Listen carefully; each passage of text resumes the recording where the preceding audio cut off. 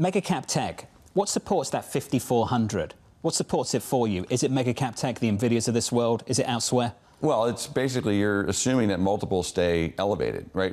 We didn't change our earnings forecast in this report, but we've had this sort of boom idea that we had the boom bust thesis for a while. We probably were early in calling for a recovery in earnings this year and in 2025. So that didn't change. So you have earnings coming from a lot of different groups now. I would say the biggest contributors have been technology. Energy has been a big contributor, surprisingly. Industrials, because of all the spending that's going on fiscally. So those are three major sectors that are contributing to the earnings story.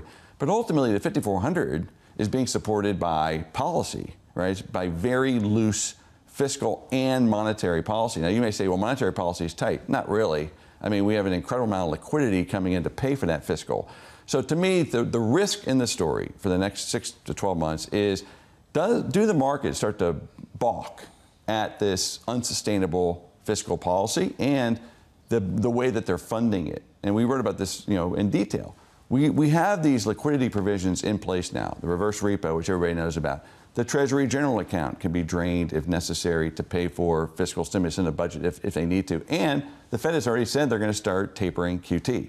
Well, that's like $1 trillion of liquidity. That's pretty loose, right, to pay for the fiscal. So to me, and I think this is something we're watching very carefully. Last fall, when multiples came down hard, it was because rates were going up due to term premium widening, meaning the bond market was starting to push back on this strategy. Right now, that's not a problem. So one of the things we're going to be watching this, to change our view on how things trade at the index level is, does the term premium start to widen again? We don't know, but that's what we're going to be watching.